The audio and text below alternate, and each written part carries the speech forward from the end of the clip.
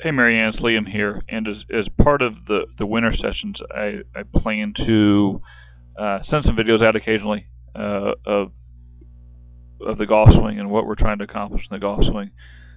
Just the more you know about it, the more you're educated about the golf swing, the better chance you have to do what we want you to do.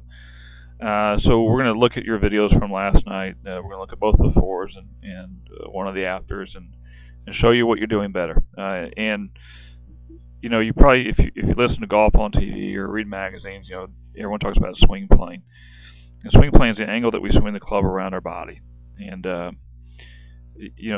swing plane is determined by the club you have in your hand. The shorter the club, the more upright the swing plane. The longer the club, farther away from where you are, the flatter the swing plane. Everything ought to feel roughly the same though. So the swing plane is dictated by the club in your hand. So I draw a swing plane line for you here on this video, and if you notice what we talked about last night, is with you the club spends quite a bit of time in what we call the no-fly zone, under or to the left of that swing plane line. Going back is under. Typically if you get under, then the club comes back across at the top of the golf swing. So right there falls on the other side of your head, so the club is pointed to the right. Shoulder looks a little down from this position here too. Now typically when a person gets what we call across the line or pointed over too far to the right, when they swing down, the body kind of readjusts itself and the club drops, there it is again, into the no-fly zone under the swing plane line. And while we hear a lot about it's good to be from the inside, we can drop the club too far to the inside of the ball. So the club's right there inside and it's going out towards the ball.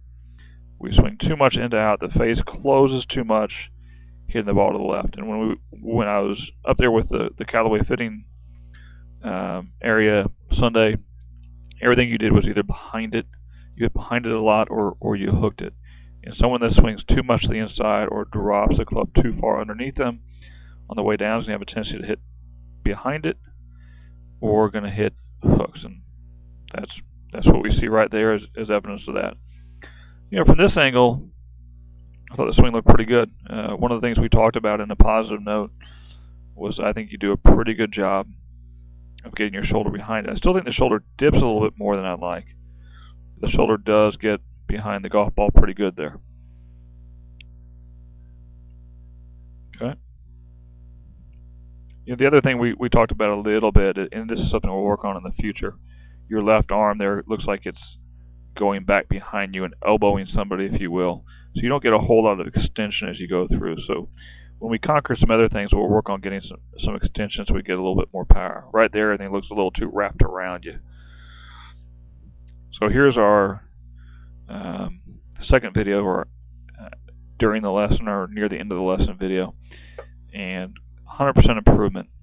So as you swing this club back, it still gets a little inside going back, but notice at the top you're completely on the plane right there. You don't let the club swing around you. Your arms are more in front of me right there, if that makes sense.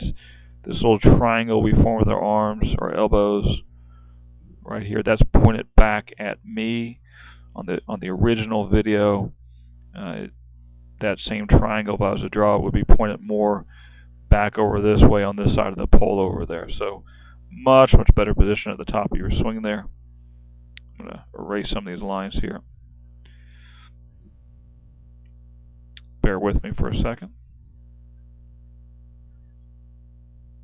So much better position at the top of your swing, which then dictates as you start to swing down, the club's in a better position to be swung from. So if you notice, the club is not dropping under that red line right there, it's right on it. So the club's coming down on great plane, so it's going to have a tendency to hit right at the ball with a square face, which it does fairly good there. It must have been a little close because it hit a little left. Again, not the greatest extension in the world, but a much better swinging plane. And so we will continue to work on that until we have it down, and then we'll start to work on some other things. But I enjoyed the lesson last night, and we'll see you next week.